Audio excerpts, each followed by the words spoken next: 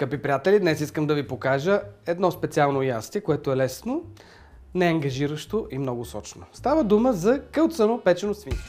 За тази рецепта ни трябва свинско месо от бут, от врат или от плешка и то се нарязва на филии. След това се нарязват еднакви по големина хапки.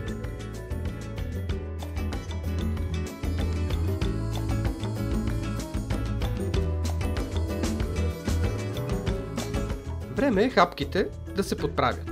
Сол, смлян черен пипер и чубрица. Който не хареса чубрица, да я пропусне, но да не се възмущава. Въпрос на вкус е какви подправки се слагат. Така хубаво ароматите се втриват в месото. След това се нарязва малко кромит лук. Желателно на дребно. Обърква се с подправеното месо. Всичко се слага в малка тавичка. Около 20-25 см е нейната дължина. И така, идва лесната част. Готови гъби от буркан, едно малко бурканче от 400 грама се слага, залива се с прясно мляко. Това е гаранция за много крехко и сочно свинско месо. Добавя се още малко сол и месото се пече в предварително затоплена фурна на 180 градуса за около 20 минути. Вижте как изглежда. Но това не е всичко. Сега правим една заливка с брашно, прясно мляко, малко сол и 2 яйца. Трябва хубаво да се разбърка всичко, за да стане една гъста кашичка.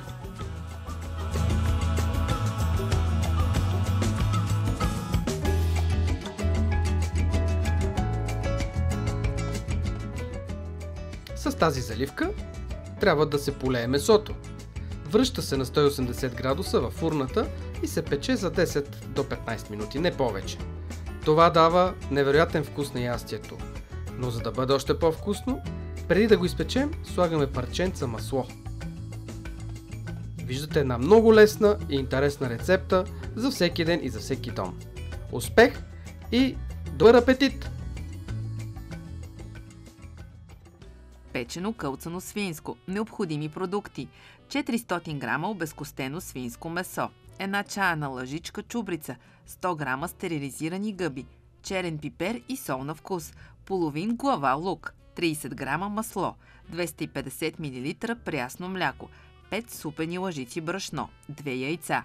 Начин на приготвяне: месото се накълцва на ивички, посолява се с половин чайна лъжичка сол, слага се чубрица и смлян черен пипер.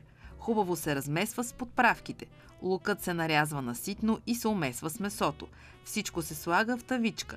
Прибавят се гъби и половината прясно мляко. Посолява се с половин чайна лъжичка сол и тавата се поставя в предварително затоплена фурна на 180 градуса. Месото се пече 20 минути. В купа се разбива прясно мляко с брашно. Добавят се яйца и отново се разбиват. Изпеченото месо се полива с места и се покрива с парченца масло. Връща се и се изпича за 10 минути.